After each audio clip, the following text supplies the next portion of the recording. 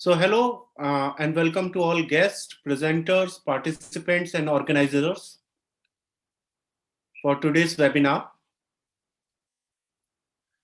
Today we have a fourth and the last webinar of our 2020 Big Cat Conservation Biology webinar series. Today's webinar was rescheduled due to some unavoidable situation. So we are apologize for this inconvenience. The webinar series. So hello and welcome to all guests, presenters, participants.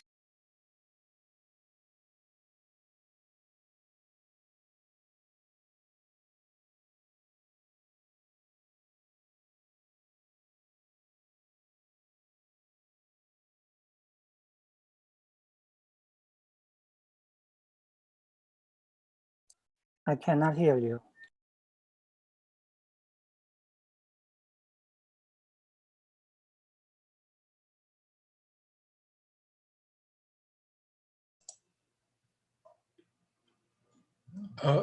Dr. Pandey, I cannot hear you. Is it now my voice is audible? Okay, it's okay now. Yeah. So the webinar series, which we started in the month of September this year, included the 4 sessions of 1 hour 30 minutes each, started from our impact of COVID-19 on big cat conservation and importance of illegal wildlife trade curbing to increase the population of big cats in wild. This was followed by the restoration efforts on big cat conservation across the nations where big cats are still surviving in wild. The third webinar, which was scheduled on October 15, 2020, was on the human big cat coexistence, how best the people can live in harmony with the big cats. In today's webinar, we'll be discussing about the conservation biology and conservation genetics role and importance in maintaining the viable population of big cats in both wild and captivity. In today's webinar, we have 3 presentations. The first presentation will be made by Dr. Kyung-So Kim from Iowa State University. He'll be talking about the importance of conservation genetics, tools and techniques. The second presentation will be about application of the Panplex system. This is the unified DNA typing methodology which we are promoting under our project. And the third presentation will be about the how best one can contribute and join the ongoing big cat conservation project led by the Seoul National University. This presentation will be made by Professor Hang Lee of Seoul National University. So since most of our participants are online, so let's start with our first presentation. So I'll formally introduce Dr. Kyung-So Kim. Hello, sir. It's been a very late time for you from US to join. Dr. Kim has done his BS, MS and PhD from Korea. And now he is working as a research scientist with Iowa State University. He has a decades-long experience in the field of wildlife conservation and management and has been involved in several key projects in restoration of wildlife in Korea as well as in other parts of the world. He has authored several key publications, including a book chapters on importance of conservation genetic tools and techniques published in reputed journals. With all these words, I'll now hand over the screen to Dr. Kim so that he can share his findings, his experience with the participants. Over to you, Dr. Kim. Okay. Thank you for your excellent introduction. Okay. Can you hear me, everyone? Yep. Okay. Me? Okay. Then let's share screen.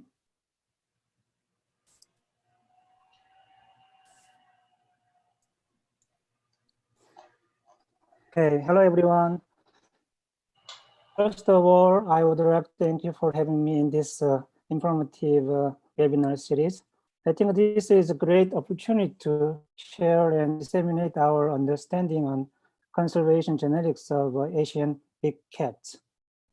This unprecedented pandemic situation allowed the untapped gatherings from different countries and different time zones.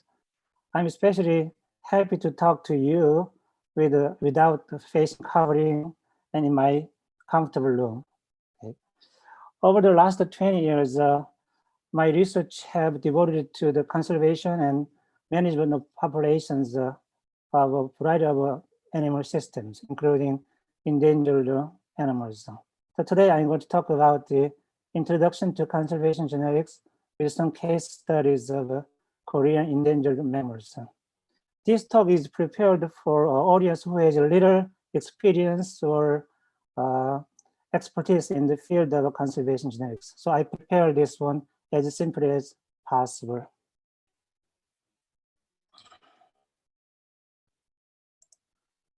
Okay, so half of my talks will include the general introduction to conservation genetics and its related academic field, conservation biology and population genetics. And I'm gonna talk a little bit about molecular genetic markers and their development and advantage.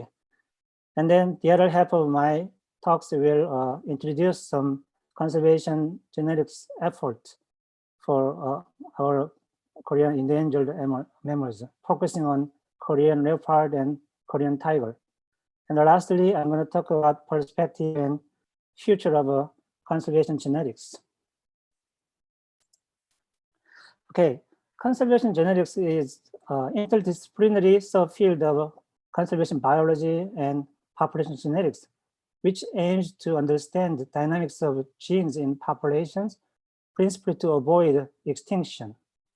So conservation genetics applies and implements genetic methods to the conservation and restoration of biodiversity to minimize extinction risks.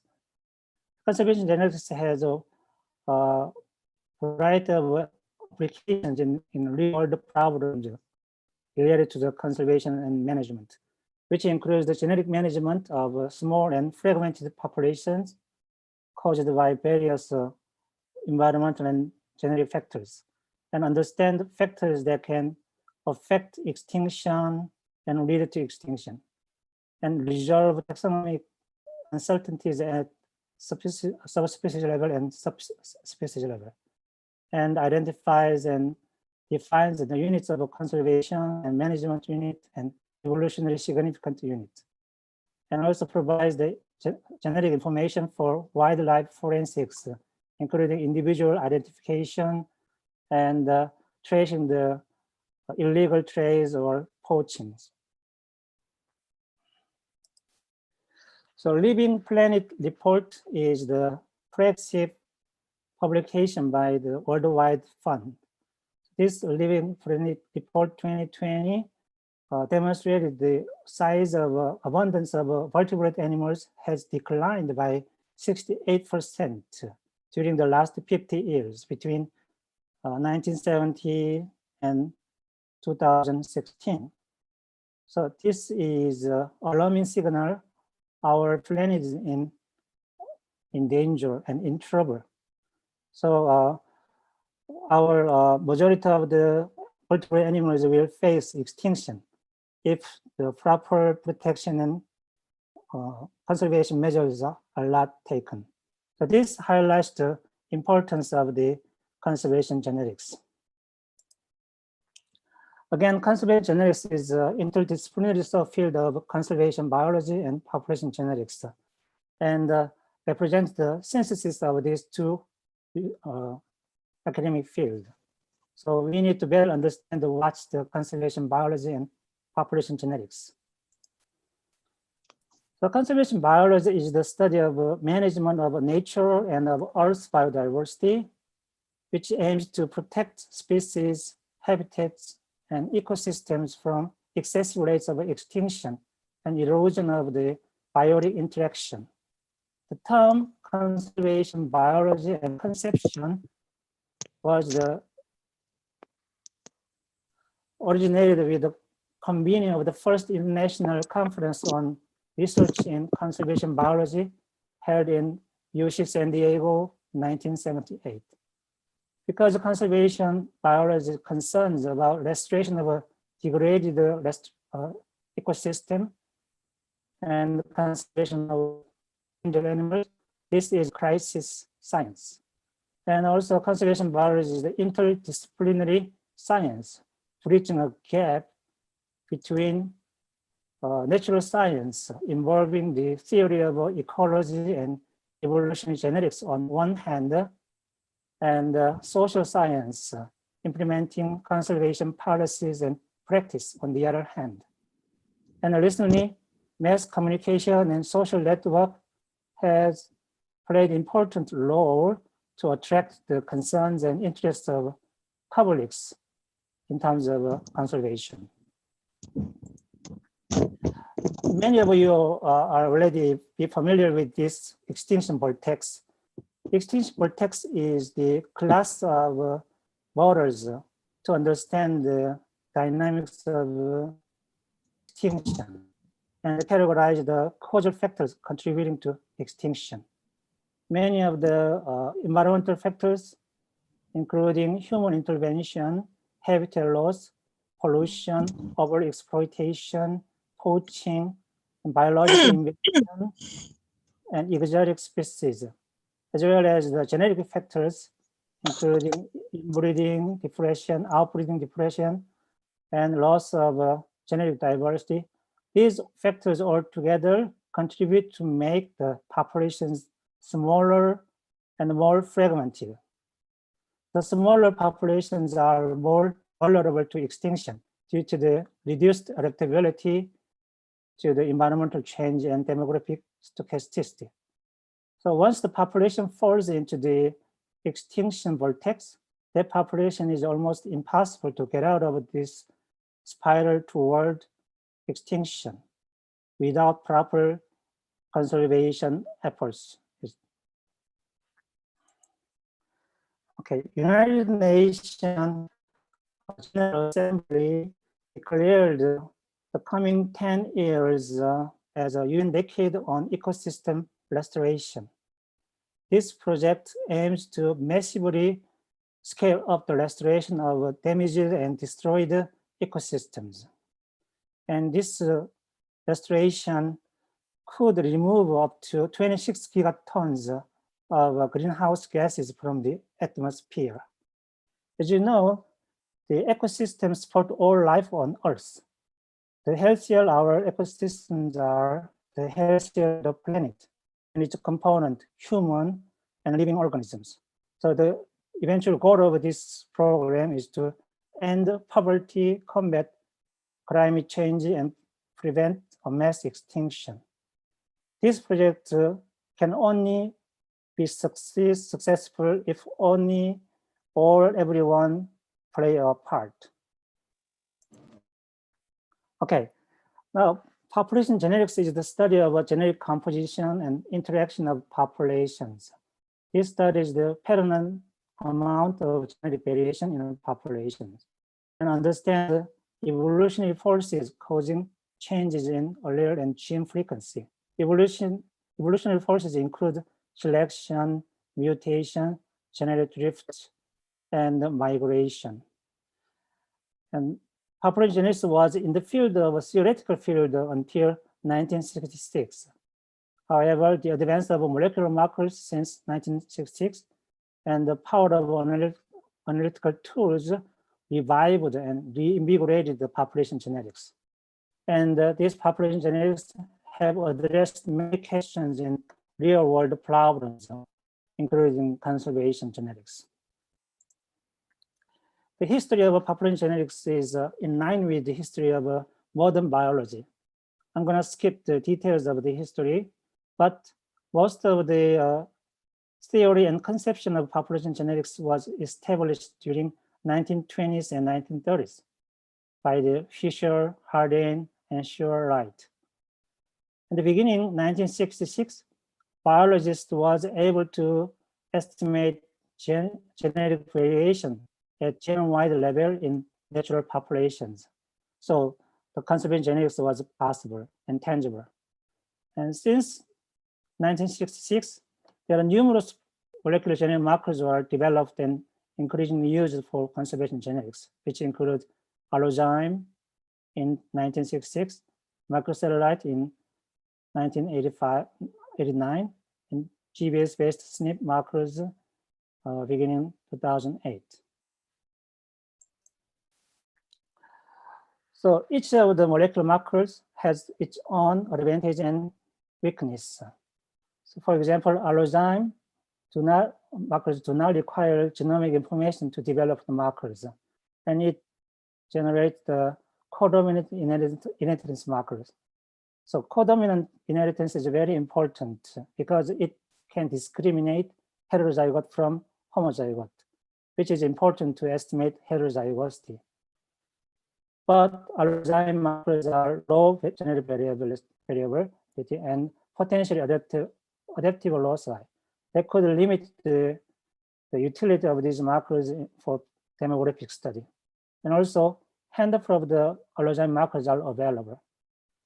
And AFLP marker, ISSR, lipid markers are all dominant markers. It limits their utility for population genetic parameter estimation. And microsatellite and SNPs are codominant markers. And these markers are increasingly used for molecular ecology and conservation genetics. Especially microsatellite is a marker of choice for population genetics and conservation genetics. This slide shows the proportion of use of molecular markers in conservation genetics. Since its development in 1989, microsatellites are increasingly and commonly used in the study of conservation genetics and rapidly replacing the allozyme markers. The microsatellites is the simple sequence repeat of nuclear DNA with 2 to 6 base pair repeat units. Because of its characters, such as high polymorphism and codominant inheritance mode and selectivity neutrality, these markers became the popular marker of choice for conservation genetics and population genetics. So primers adjacent to short tandem repeats are commonly designed. So these are species-specific markers. So we need the genomic information to develop the microsatellite markers.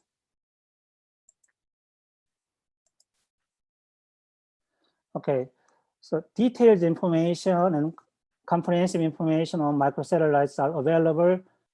The book titled Microsatellite Methods in Molecular Biology series, and especially chapter 19 introduced the popular genetic software programs and demonstrate basic operating procedures and overview of data formats and parameter settings, and also provides the caveats and troubleshootings that could be encountered in data analysis.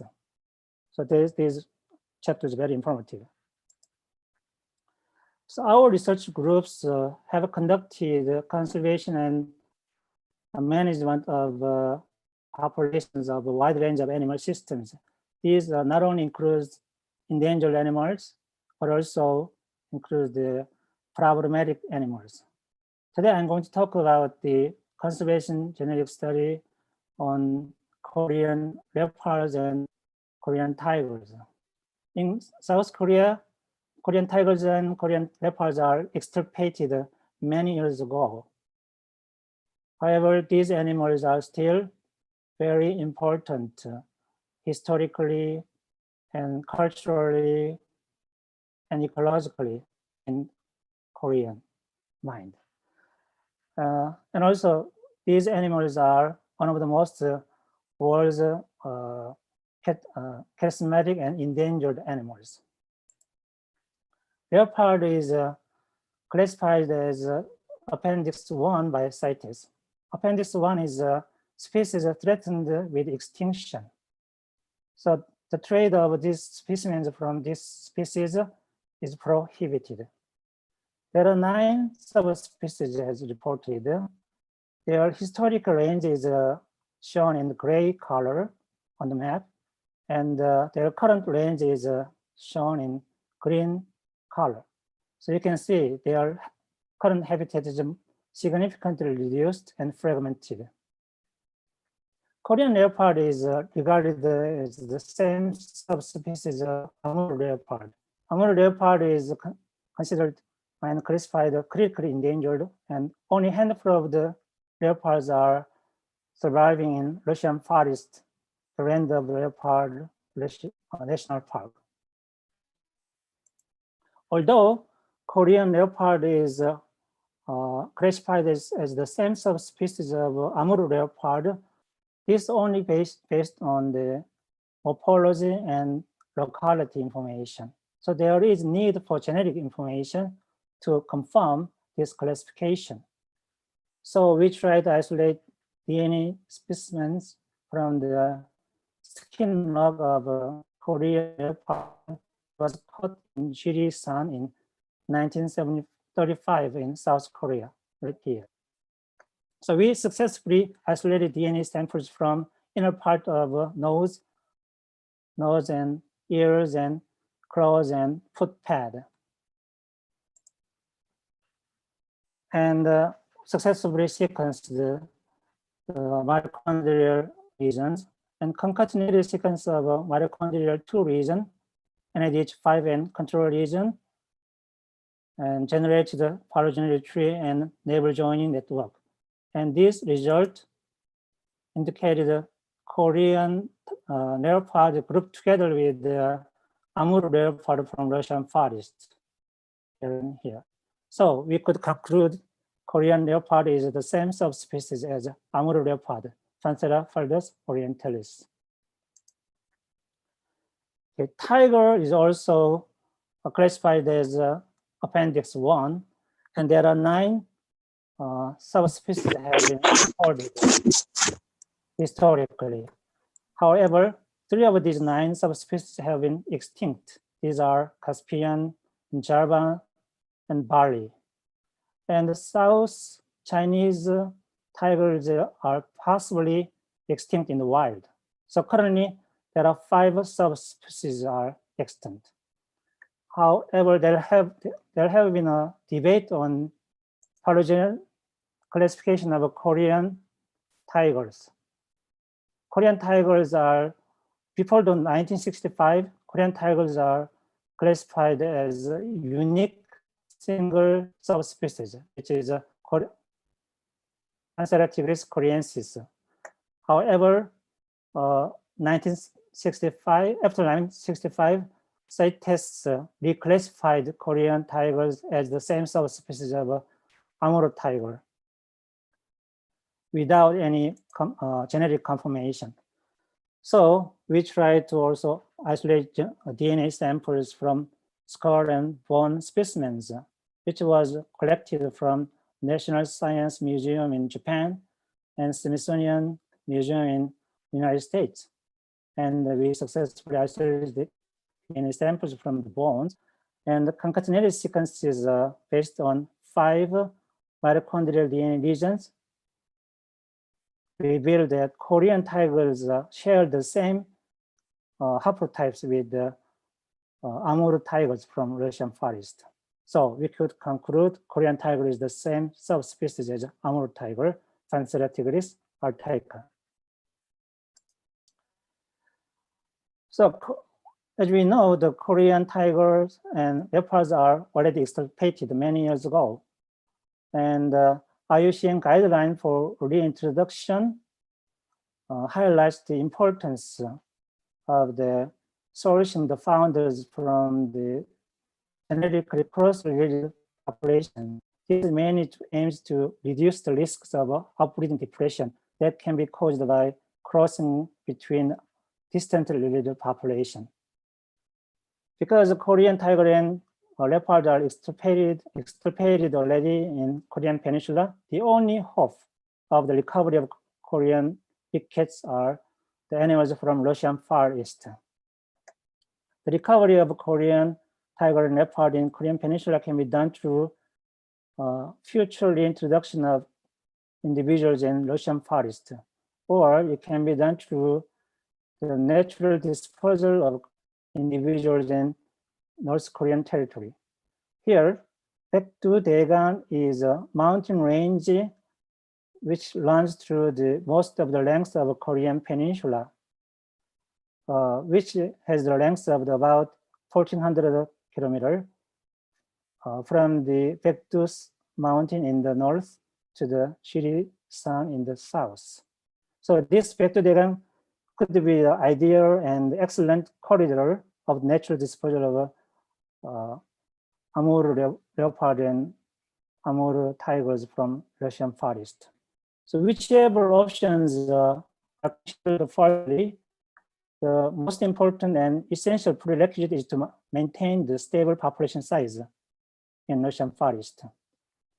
As the stable population size, minimum viable population is often adopted as a guidance for conservation policies.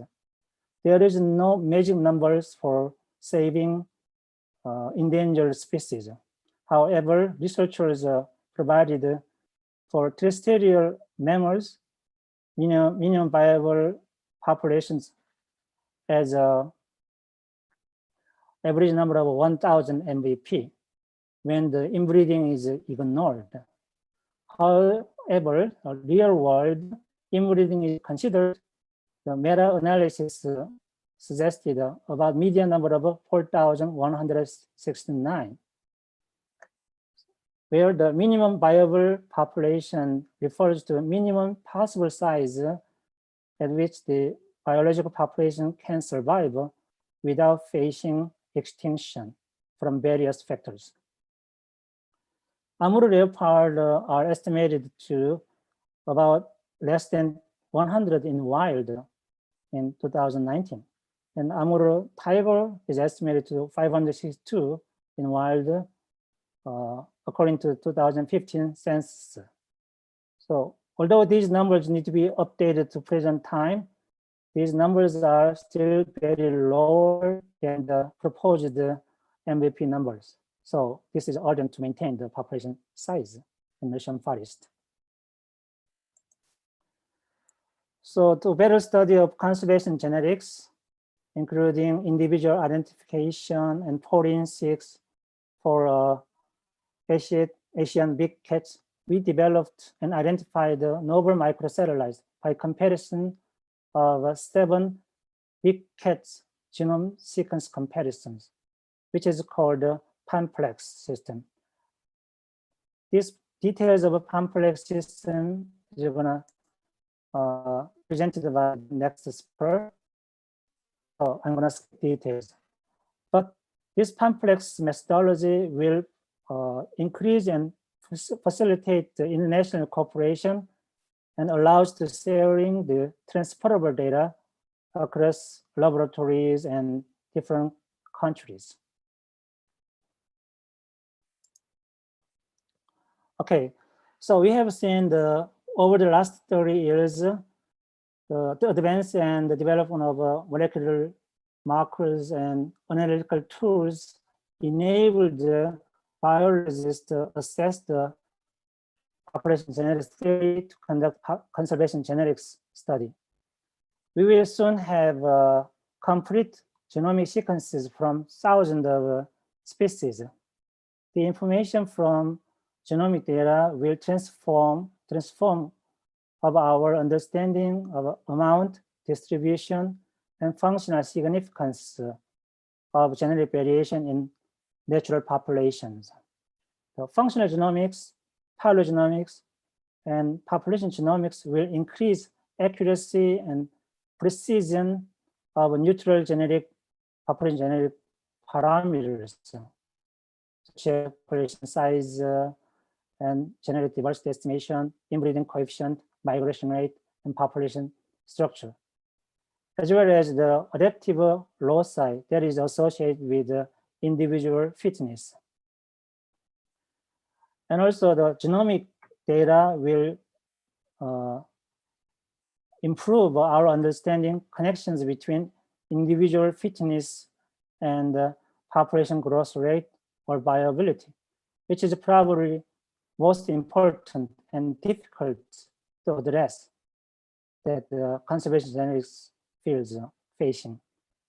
So when conservation genetics is coupled with the genomics data, genomics study, then their future is very promising, and it will contribute to the restoration of biodiversity and the conservation of endangered species. Okay, many of researchers and students have involved in this research, and I would like to thank you for their contribution. And also I would like to thank the national and international cooperators who contribute to this research and provide precious samples. And also I would like to special thanks to the funding bodies for their financial support. And thank you all, and thank you for your attention. Okay, thank you very much, Dr. Kyung-Soo Kim. This is Dr. Hang Lee, co-organizing this seminar series with Dr. Punit Pandey.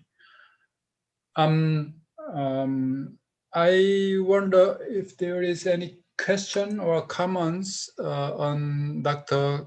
Kim's presentation. Any comment? In chatting area, there's no question yet. Probably your lecture is so excellent. Everybody can understand. This is general introduction to the conservation genetics and how this is useful for the conservation of endangered species and population. Okay, thanks again, Dr. Kim. And we'll have next presentation from Dr. Punit Pandey. Dr. Punit Pandey is based in India, but currently he works for project investigator in Seoul National University in South Korea. And he is co-principal investigator of our project of Asian big cat conservation genetics program. He will talk about the specific application of conservation genetics introduced by Dr. Kyung-Soo Kim, especially for big cat conservation. Dr. Pandey, are you ready? Yes, sir. Okay. Shall I start? Yes, could you please? Could you share your slides?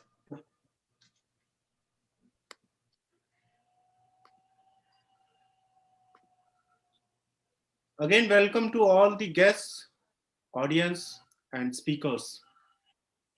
So now in the second presentation, I'll be talking about the application of Penplex system to study wild tigers and leopards.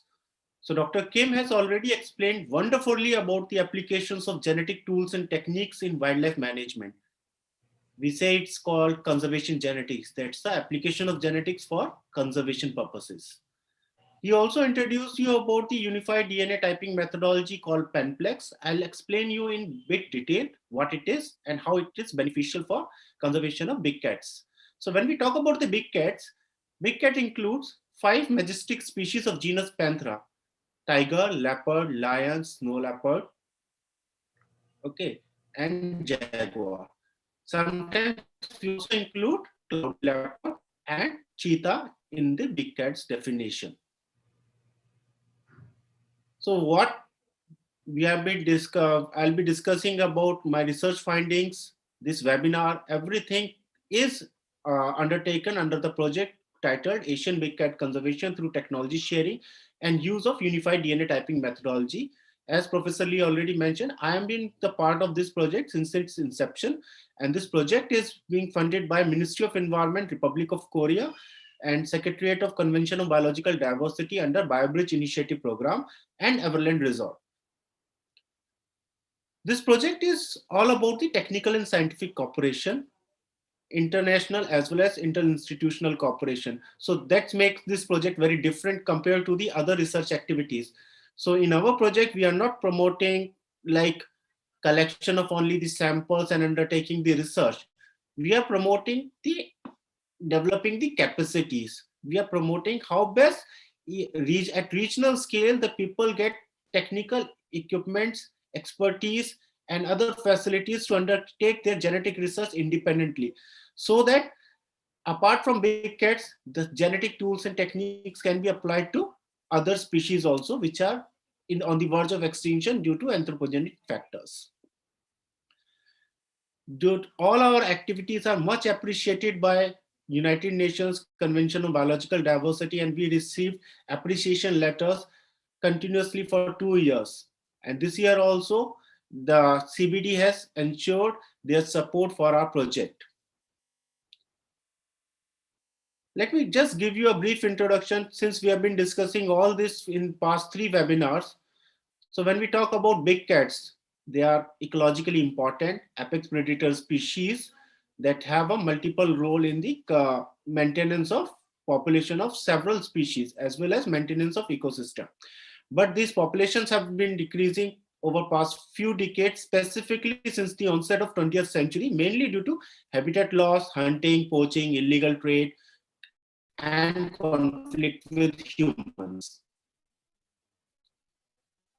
When you kind of restore you need to restore the populations where the big cats have been extinct. Restoration of the population of their predator prey species, ensure effective law enforcement to curb the illegal hunting, poaching, and illegal trade, and also to mitigate the conflict with the humans. Since most of the existing population of big cats are surrounded by the human settlements, which makes increased chances of conflict situation, where the retaliated killings are often reported. So when you have this kind of a situation, you may look for the scientific community for possible solution or supplementation to the efforts by the wildlife managers as well as the non-governmental organizations. The first contribution or that a scientific community can provide for the conservation of big cats is by providing the reliable population estimates. Until unless we are known how much is the population size, we cannot make a sound conservation action plan. We need to have whether the population is increasing, what is the current population size, how can we sustain this population. Then we need to identify the suitable candidates for reintroduction in the places where the population has been lost. So like Dr. Kim has discussed about the phylogenetics of Korean leopard as well as Korean tiger, which identified Amur leopard and Amur tiger as an ideal candidate for reintroduction. So these things can be done using the genetic tools and techniques only. Very important thing, like if you are not reintroducing the right candidate, the population may experience the ill effect of genetic mismanagement, which are often thought like inbreeding depression as well as outbreeding depression. Third is inferring the source of origin of confiscated articles. The CITED itself says, insist on ban on illegal trade or commercial trade of endangered species listed in the CITES Appendix 1, and also instruct all the signing countries to send or transfer the confiscated articles to the country of their origin. But when we look into the illegal trade, it is very complex. First, the animals are not traded live, not treated like a trophy. So many times they are often traded in their different parts, which are very difficult to be recognized based on the morphological features. Second, the trade is now translational organized crime, where a lot of middle traders are involved. So tracing the source is very difficult. Here also genetic tools and techniques are very important, like DNA fingerprinting, which I'll be discussing about, establishing identity and territory of conflicting individuals. We live in a situation where the wild animals are surrounded by the human settlements. So we cannot ignore the conflict situation with the humans. in those situations, we need to understand how best it can be managed. For that, you need to identify which individuals are creating a lot of problems and why they are creating a problem and how best we can manage it. So for that also, first you need to identify conflicting individuals. Like if you have 5-6 leopards in an area and you are having a lot of human conflict, like cattle attack or attack on humans, in those situations, you need to identify which individual. Actually, not every individual is involved in conflict. Only one or few individuals are involved. And once you identify that individual can be managed scientifically by the management agencies.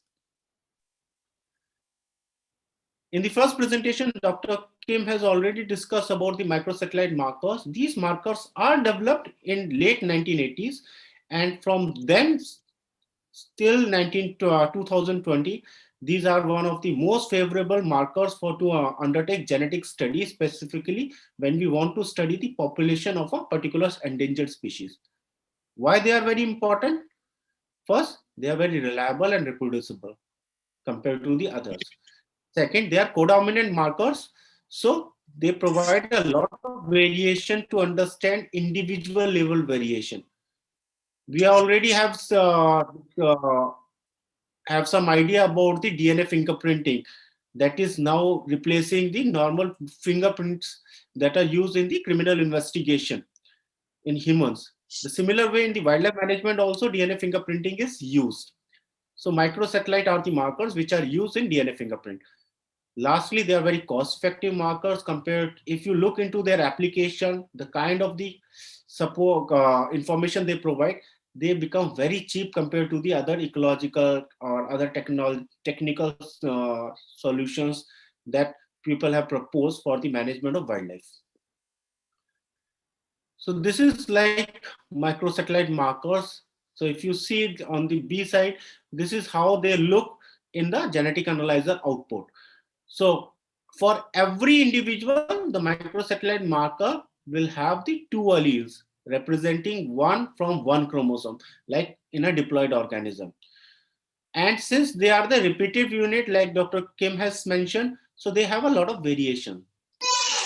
Small size makes these markers very good for the degraded samples. Like if you want to do a phylogenetic study, you need to have microsatellite amplifier DNA for about 500 to 1000 base. But in case of microsatellite, only 100 or 200 base small fragment can provide you a lot of information. And lastly, they are very widely distributed in the genome of an individual. So if you really want to study very effectively the genetic diversity of endangered species, you need to cover the whole genome. So for covering, microsatellites are the very ideal candidates. Based on their very good application, and there are a lot of applications of microsatellites are available. So, but specifically when we talk about microsatellite application in wildlife management, we talk about estimation of genetic diversity, population genetic structure, identification, resolving the paternity issue in captivity as well as in wild, selection of candidates for reintroduction or restocking, and identifying the source of origin. But there is some problem with the microsatellite markers. It is not a technical problem, but it's a basically the adoption problem. Like you need to have a skilled labor available or the resource persons available in the areas or in the laboratories where you want to undertake this kind of a study. Then you need to have an adoption of a uniform DNA protocol that I'll be discussing about, and mechanism of exchange genetic information between the different stakeholders. Because since we are talking about the tigers and leopards and other big cat species that are wide range, these species are do a transboundary movement. So that makes it very difficult.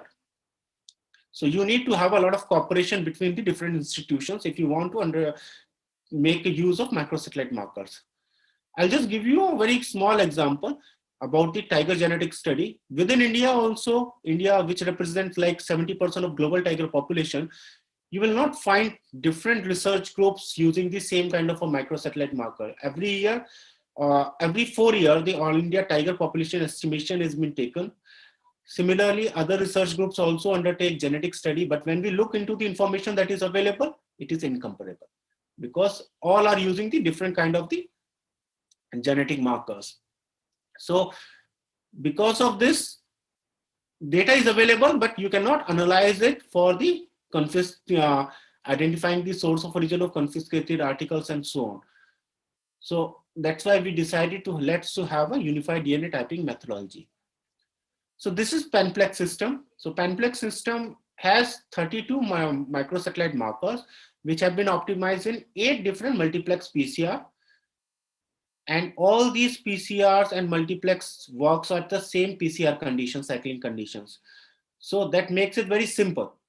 Every protocol is simple. You need to change only the markers and you will make it very easy. Like if you see the PCR condition, it's same for all the markers. So that makes it very simple. Multiplex approach makes it very cost effective. Like you can amplify 4 markers in one PCR.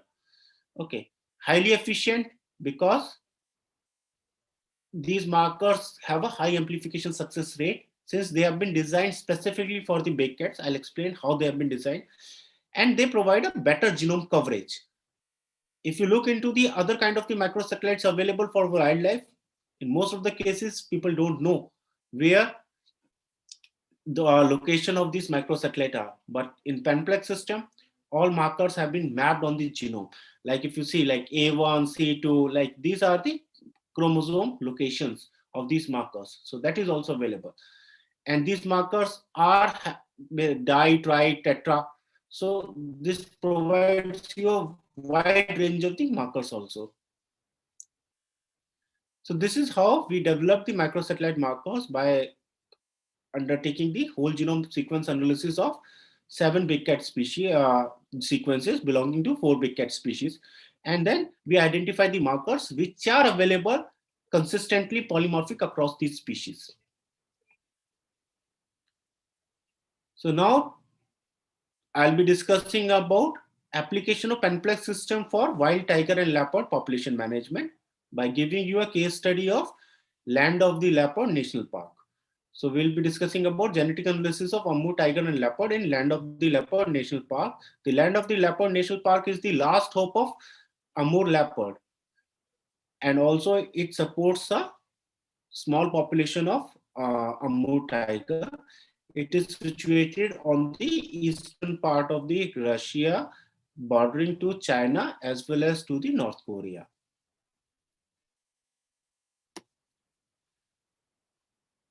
Since I mentioned this project is all about technical and scientific cooperation, so we cooperated with the authorities of the Land of the Leopard National Park, and with the cooperation, we started this project about analysis of these species of tiger and leopard. So in the year 2019 September, the researchers from Seoul National University as well as myself and Professor Lee visited the Land of the Leopard National Park, and researchers from both Russia as well as from Korea participated in the DNA extraction. So a total of 358 scat or the feces samples being selected for the DNA extraction. So these are the feces sample. If you see the outermost layer, when the animal defecates, the intestinal cells get stick to it. And we extracted the DNA from these areas to identify the individual and subsequent. So basically these samples were predominantly from the Land of the Leopard National Park and also from a few samples from the another area called Khabarovsk. So once the samples were extracted, DNA was extracted, we exported the DNA using the CITES permit and start analyzing the samples at Seoul National University, since at that time the proper genetic facilities were not yet established in Land of the Leopard National Park. But our effort is to make the Land of the Leopard authorities sufficient to undertake everything independently in future. Once you have the DNA extracted, we started identifying the species of origin and the gender of each of the sample collected. Since tiger and leopard scats looks very similar, so it becomes very difficult to identify. So we use gel-based species identification protocols developed by the Taro Tsugumoto and its team. So in the gel-based protocol, a multiplex PCR was used to amplify a partial fragment of cytochrome B. So in this, if you get a band of 271 base pair, the sample is confirmed as tiger. And if the band of a PCR is 156 base pair, the sample is confirmed as leopard. So based on it, we identified every sample was checked for at least 2 to 3 times to reconfirm the result. But in some samples, the bands were very weak. Some samples had multiple bands. So for those samples, we did a sequencing for reconfirmation, because sequencing is the best possible way to identify genetically the species, because every species has a difference in the mitochondrial sequence. So on the basis of the sequencing result, few samples came out to be of a lynx, leopard, and very few of a bear and wild boar. So wherever you look at this wild boar sample, when we analyze, actually this was a prey DNA rather than a species DNA that was extracted that caused. Similarly, as gender was also identified for all these samples using the DBY7 and ZFX markers. So if you get 2 bands, the sample is considered as male. If you get 1 band, the sample is considered as a female. So out of the 358 samples, the gender was determined only for 198 samples. Remember, my nuclear DNA is always in less concentration compared to the mitochondrial DNA, because a cell has a multiple copies of mitochondria compared to the single copy of a nuclear DNA. So the success of a nuclear DNA is always less, and sex markers are present on the sex chromosomes. So amplification success remains around 56%. Once we identified the species and the gender of the samples, we started the DNA fingerprinting. So what the whole procedure, if you look for the tiger and leopard, it was like, first we selected some samples, then we tested the Penplex markers for polymorphism, amplification, success, and errors, and then select the 7 best markers for individual identification.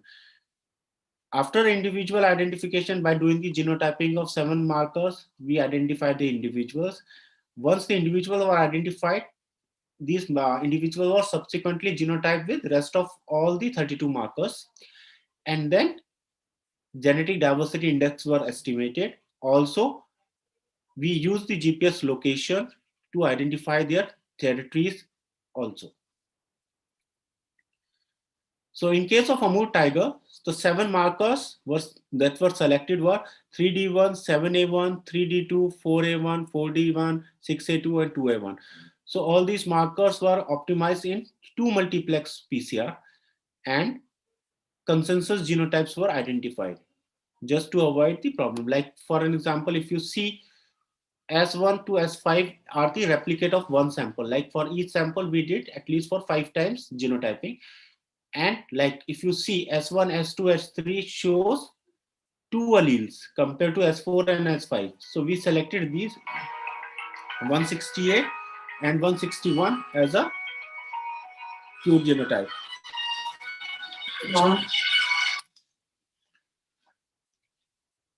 After that, what we did is identify the individual. So we selected only the samples which had at least 5 microsatellite data.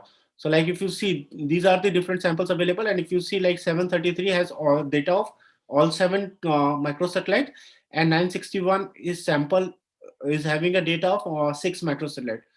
So we selected these kind of samples and discarded the remaining samples. So out of 258 tiger samples, 122 samples provided us a data of more than 5 microsatellites.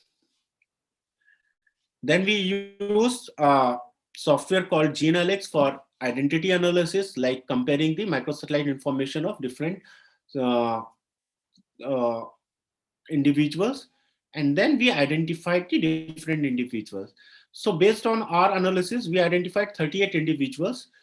And out of these 38 individuals, 34 individuals were from the land of the Leopard National Park, and 4 were from the Khabarovsk area of the Russia Far East. Out of these 38 individuals, 20 were male, 12 were female, 6 were of unidentified gender, and the genetic diversity was found about like heterozygosity of 40% and mean number of allele of 2.7. So this is comparably low genetic diversity compared to the other tiger population, and this is expected also since the population of Amur tiger has experienced already a decline in 20th century. So a population that has gone under the bottleneck effect has low genetic diversity. Also, if you look into the data, the 13 microsatellites were found monomorphic. So this monomorphism means no variation. Also suggests that the population has a low genetic diversity compared to the other populations across the world, because these markers have been found polymorphic across different species already. We further compared these markers with the other studies. So we got 2 studies from the same area or the similar regions of Russia Far East, one published in 2014.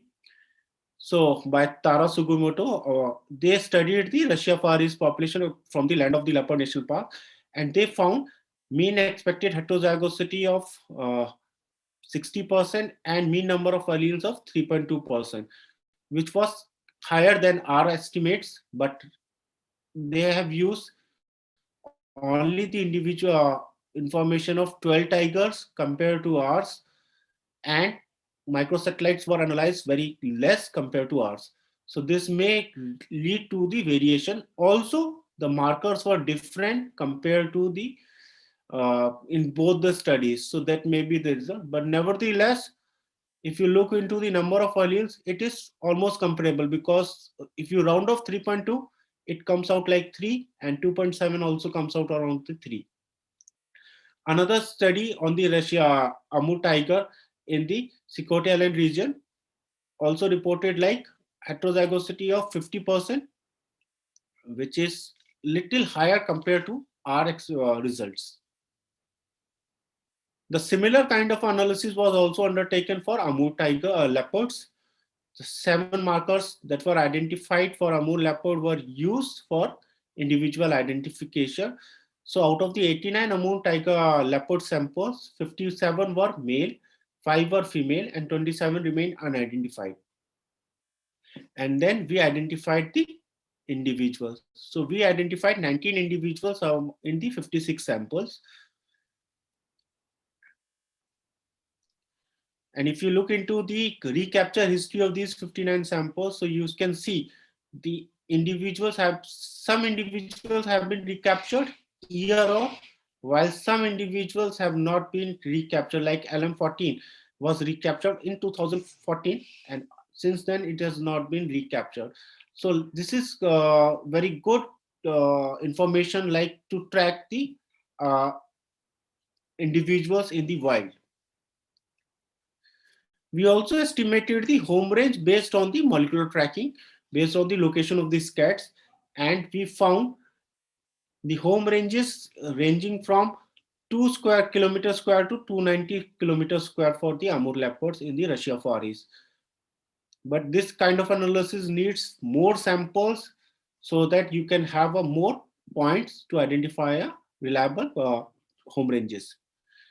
One more important thing that we find it out in our study, we found more male individuals compared to the female individuals. And when we discussed with the Russian researchers, those who have collected the samples, we got information that these samples were opportunistically collected while doing the camera trap survey.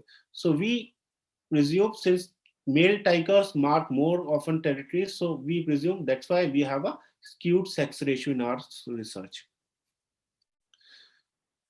The genetic diversity of Amur leopard was also found low, with mean allelic diversity of 2.7 and mean heterozygosity of 35%.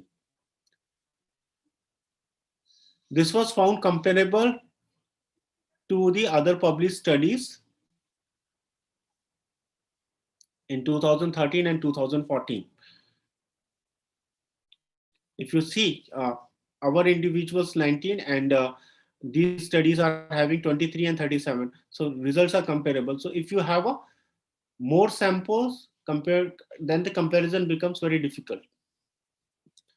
We also looked into the spatial distribution of tigers and leopards in Land of the Leopard National Park, and we found the tigers as well as leopards are distributed uniformly across the national park with no segregation based on the locations. This may be a reason because tigers as well as leopards occupy the different niches within the same habitat based on their ecological requirements. So within a specific area, different niches have been occupied by the tigers, leopards. That's why it looks like a mosaic distribution, but on ground it is segregated. So let's have a comparison about the Penplex system as well as the other systems that have been used for the population genetic diversity estimation of Amur tigers and leopards. I'll give you the two examples. I've taken these two examples because both studies have been undertaken by the same research group. The samples of tiger and leopards were collected in the same research time. All genetic analysis was done at the same time. So first one is the population size estimation of Amur tiger and leopard of Russia Far East using non-invasive samples. This was also done by the Sugimoto. And second is non-invasive genetic analysis of population size estimation of Far Eastern leopard. This is also by the Taro Sugimoto. So if you see for the tigers, they screen 10 loci used by for screening the 43 previously published microsatellite markers. So out of 43, they identified 10 to undertake the genetic diversity. In the second case, for the leopards, they screened 13 loci out of the 25 previously published microsatellites. And these are different microsatellites. So they did a double efforts for tiger and leopard samples. But in our case, we did 32 markers, which are same for both tiger and leopard, and our 7 markers were sufficient enough to undertake the genetic diversity. Second thing is for tigers, the Sugimoto has used 6 PCR multiplex. And for the leopard, also they use 6 PCR multiplex. But in our case, we use only 2 multiplex PCR. So if you are doing less number of PCR, the things become more efficient and cost effective. So this makes this Penplex system more cost effective. So with this, I just end my presentation by giving a sincere thanks to our funding agencies, Administration of Land of the Leopard National Park, who trusted us and provided us an opportunity to collaborate. Researchers from Veterinary College, whose data I have presented, Jian, Dechal, Suju, and Jangmi, they worked very hard for the undertaking the genetic diversity estimation of the tiger and leopard species. Ulsan National Institute of Science and Technology, specifically Dr. John Bach and his team, for providing us technical inputs during the initial phase of marker development. Our colleagues and collaborators from different countries and institutions. Thank you all. Okay, thank you very much, Dr. Punit Pandey, for summarizing our findings. There are many questions on the chatting room. Could you take some of those questions? Maybe the first one is from Dr. Colleen. Please elaborate the procedure for collection samples in the field. What is important to collect samples from field?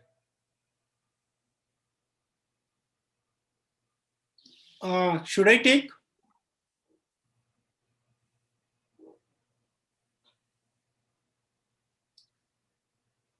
Should I take the question, sir? Yeah.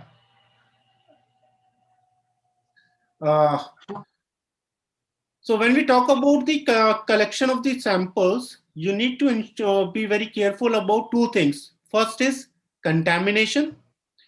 Second thing is preservation. Contamination with the human DNA, contamination with the other samples, that is called as a cross-contamination, and preservation of a DNA, because the feces are often moist, which are having the microbial activities. So the ideal way is to collect a sample in a plastic vial or a Ziploc bag and put some alcohol in it until you keep it stored in the refrigerator. Alternatively, if you live in a dry, arid region, then you can collect a sample, dry it, and then put silica to store it. Okay, probably we can provide the more detailed instruction later. Sure. We'll send all the participants the detailed instructions. Okay, there's another question saying, Dr. Punit, what does band of 205 base pair represent in the gel? From So this 205 base pair is basically about this gender identification. So if you recall the gel image that I've shown, it has two bands. One is 156 base and another is 205 base. So 205 base is ZFX gene band. So ZFX is a zinc finger region which is present on the X chromosome. So if it is present, it suggests it is having a X chromosome amplification.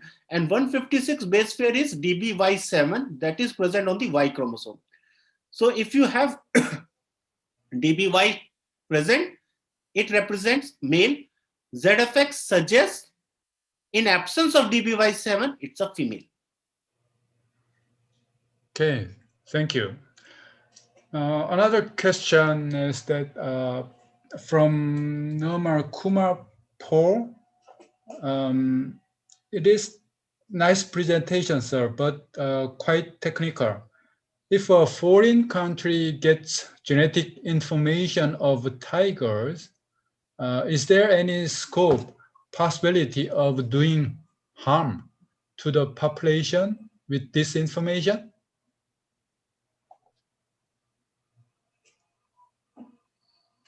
Can you answer that?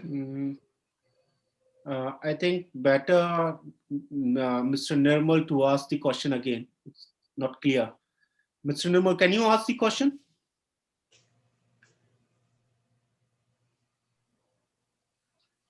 Is there Dr. Nirmal? Yeah. Punit, can I ask one question? Sure. Thank you. Just you are saying the molecular, based on molecular only, you are saying that in your map also you are showing that how the home range is calculated. So for that, how much maybe number of times you repeated your work in that? It's a single sampling, only one sampling only you are saying that, or else how many samplings you collected for that, saying the tiger is using this much of home range?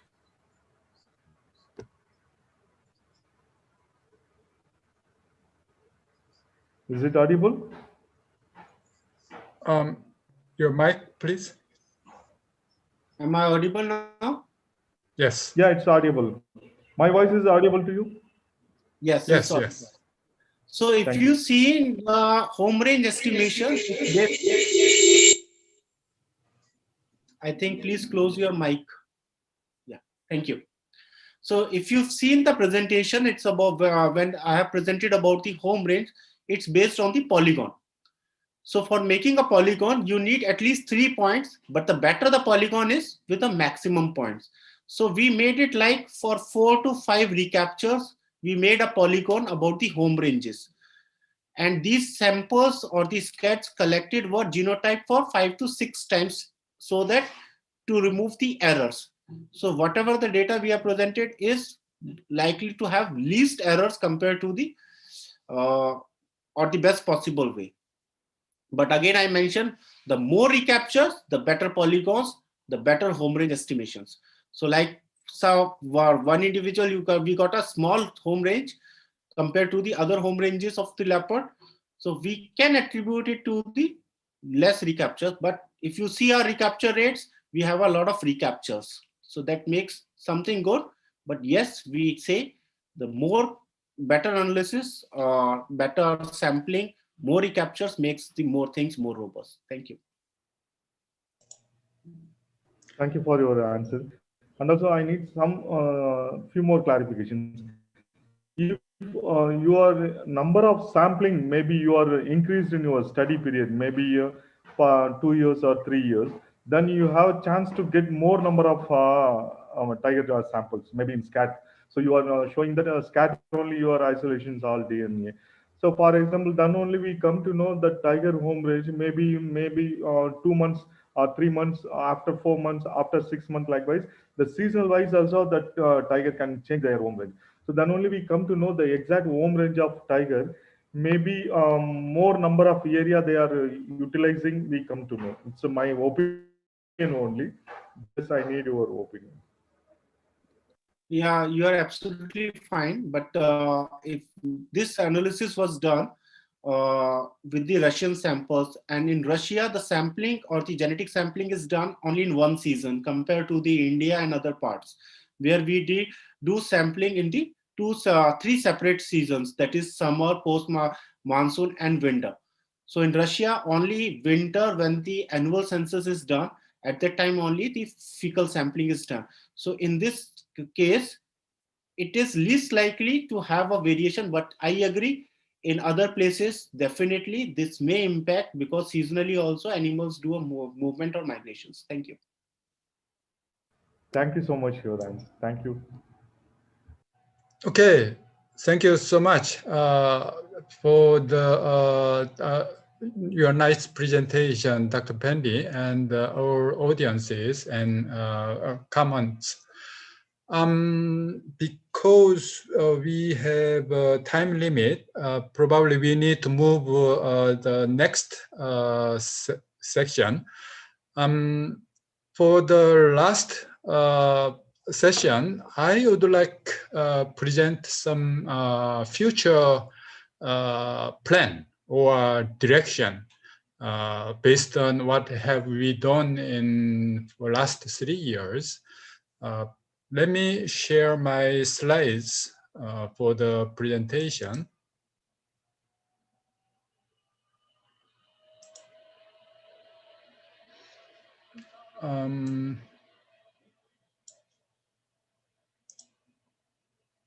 Can you see my slides?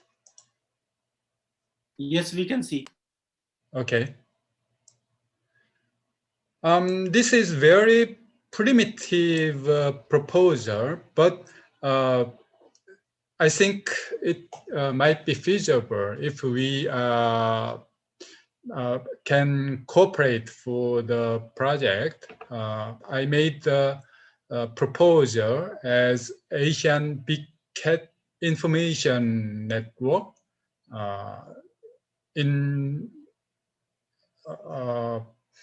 we can call it ABC Infonet, the Asian Big Cat Information Network.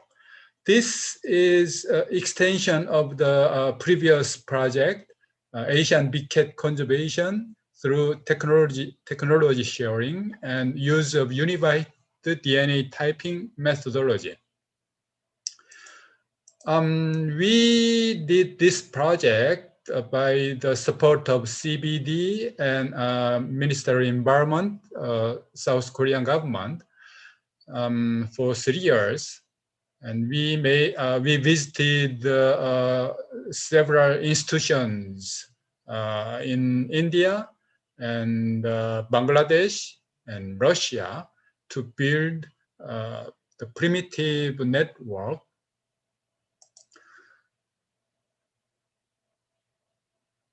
During for last 3 years, we did many activities mainly in India, Bangladesh, Russia, and South Korea. 2 main workshops and more than 7 seminars and customized training, laboratory experiments, joint research, and consensus meetings, and international cooperative network spirit. Not only science, but we also participate in public campaigns, education, and cultural activities. some of the photos from the activities, workshops, seminars in India in 2018, and then workshop in Bangladesh in 2019, and then workshop in Russia in 2019, and then research experiments. We also did many cultural and art activities, participate in the cultural gathering. So based on our experience, we propose the project called Asian Big Cat Info Network Building. The purpose is that to conserve, conserve biodiversity of Asian big cat ranges through sharing and utilizing the genetic information of the species amongst researchers and managers of the big cat range countries. Big cat means these 5 species.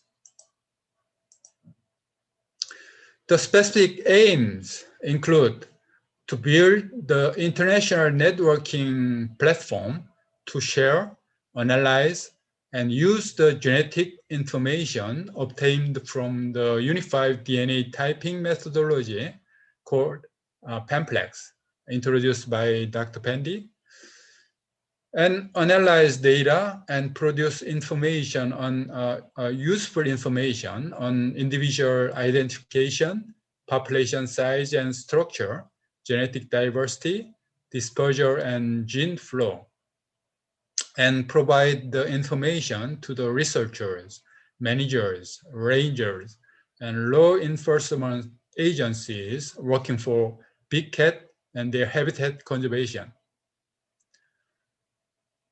We not only do the science, but also would like to develop and promote outreach and public relation programs, as we did for last 3 years.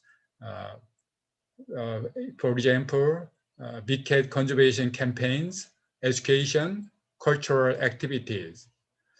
By this, we may combine science, culture, and art for conservation. The range of big cat in Asia include the 31 countries, including South, Middle East, Southeast, and East Asia.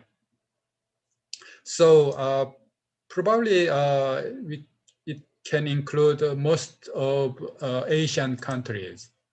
There is an example of this kind of genetic information system. For example, there is a RODIS system, and Rhino DNA Index system, run by a University of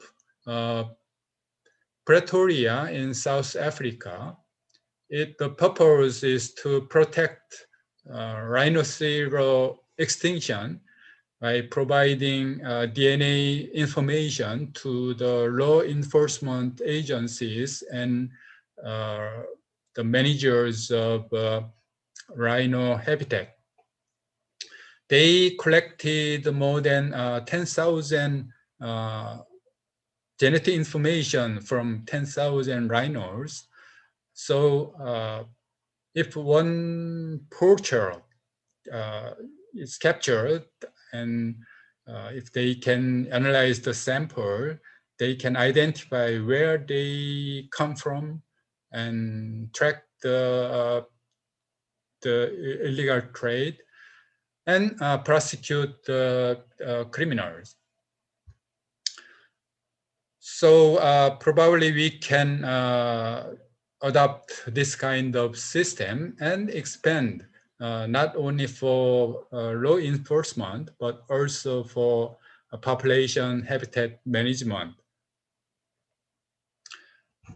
And our proposal also include not only science, but combine science and culture and art together for conservation. It is because in most Asian countries, the big cat is the symbol of their culture and their identity.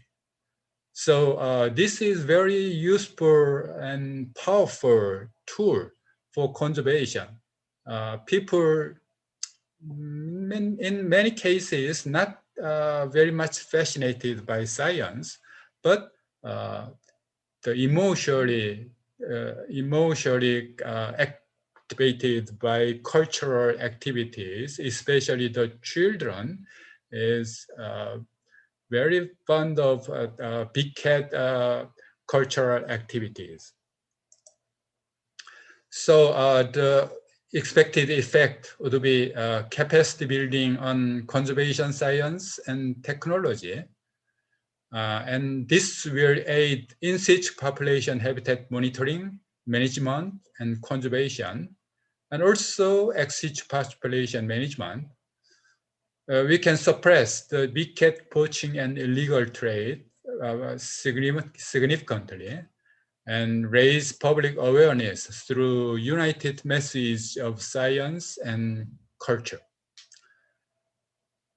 This will help conservation of biodiversity in Asian big cat range countries and also help training next generation conservation leaders.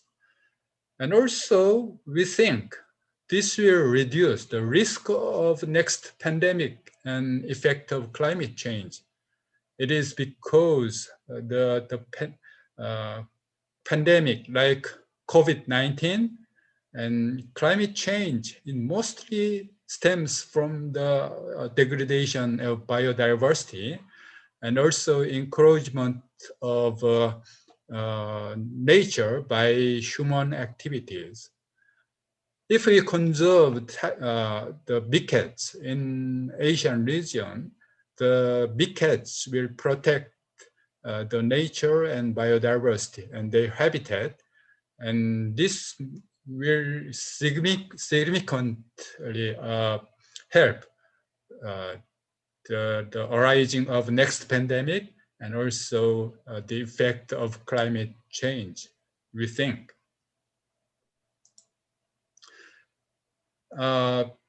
This map shows the hotspots for emerging infectious diseases.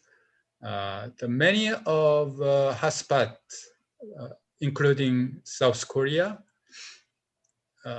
match with the big cat range areas and countries. So by preserving the big cats and their habitat, we also significantly reduce the next pandemic and climate change, I think. But what is the roadmap timeline and how we can get the funding? Unfortunately, we are working on this and we don't have any specific plan yet. So we need your ideas and your opinions on this. Any question can be left in the chatting room. Thank you. Thank you, Professor Lee, for showing us a roadmap about our ongoing initiative and efforts. A tiger keeps the humans away from the forest, which provides a habitat to the different kind of the wild animals. Some of these are the host to the several organisms responsible for zoonotic diseases. So thus, tiger and the big cat protection makes us protected from the future pandemic, as you have mentioned in your presentation. So with all this, we are coming to an end to our webinar series that was started on September 24th. We are really thankful to our organizing team, which include the researchers from the Seoul National University, Dongyong Kim, Jangmi, Jian, Suju, Dechal, and other students. Also, our resource persons and participants, panelists, and funding agencies. Without all the support of these individuals, this webinar was not possible.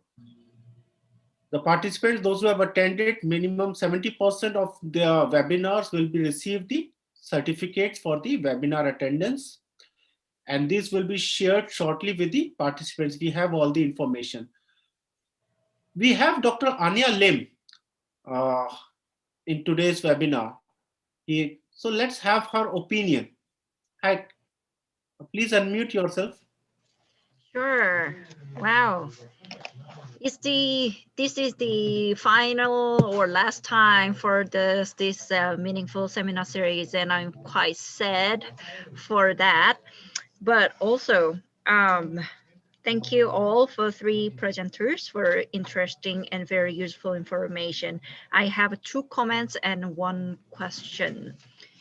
I'll start with the comments. And those ABCNet suggested by Dr. Han Lee was very impressive, and I think it is very necessary. And the system for this ABCNet, it should not be restricted to the DNA information, but it should be the combination of genetic and ecological information, like from the camera traps or snow tracking data. Then it can be a more complete data set, and which will more helpful for the in situ conservation of these tigers and leopard. And the other comment, another comment is for the Dr. Punit Pandey, and effectiveness of a Pamplex system with the former system, comparing those things is quite interesting. And just by comparing previous article with the current result, would have had a shortcomings because it has a different samples. So direct comparison is not very suitable. However, since you have already many few hundred samples, it would be great to see the real direct comparison between Pamplex and former system. So whether this genetic diversity can be comparable, or how effective, how much effectiveness, in both the systems. That's my 2 comments. And the question, I'm not sure. I think it's not super related to this topic. However, I should ask this question. According to the IUCN Cat Specialist Group published in 2017, they actually categorize tigers as a 2 subspecies group. And that actually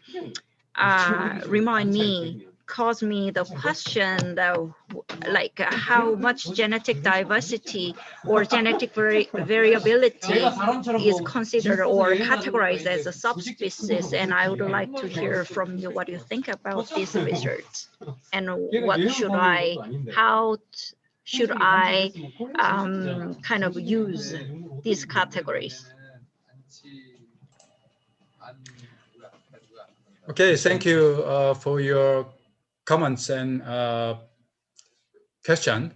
The first comment about the ABCNet should include ecological information. It would be nice, but basically I and Dr. Pandey worked on conservation genetics. So we can only propose genetic information first, but later, if the ecologist can join us, and we can make such platform if possible later, I think. Okay, and the question about the second comment was about. Let me answer, sir. I remember the question. Okay. Yeah. So like you're talking about the comparison, I totally agree. The different systems cannot be compared properly using the different samples. For that, we are still underway the comparison. One of the research student in Seoul National University is actually doing the comparison of the different systems using the same samples. However, I need to mention this thing. These samples and the studies which I have compared in my presentation are from the same region. So that makes little bit more robust comparison. But yes, the final comparison results will be out when we have the same sample comparison with the different set of the markers. So soon you will get all this information also, maybe in the next webinar series or a normal seminar if pandemic permits us. Thank you. And for the last question, Dr. Lim, can you please again repeat your question? Oh, about what do you think about the IUCN cat specialist recategorizing the tiger subspecies as two? Yes, there is publication about that. Even though it is suggested, I think most tiger research community still work on based on the 5 subspecies category, including the ex situ population management. Because the science is changing, so we don't know what will happen in the future. Once we destroy the category, then it is very difficult to re-establish the category later again. So for the time being, I think we need to maintain the management units, the traditional units. But once it is, the science is very robust, evidence is robust, we can discuss again, I think. Thank you. Okay. Okay.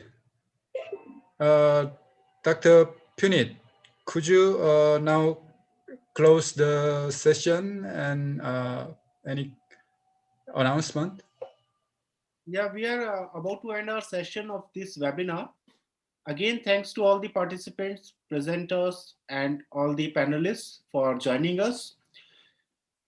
We'll keep you informed about our future activities, and those who wants to join our ongoing effort or the project, you can write us on our email IDs, which have been already shared with the Zoom account. Thanks again. Bye. See you all.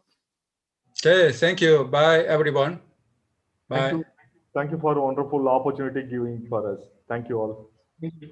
Thank you. Bye.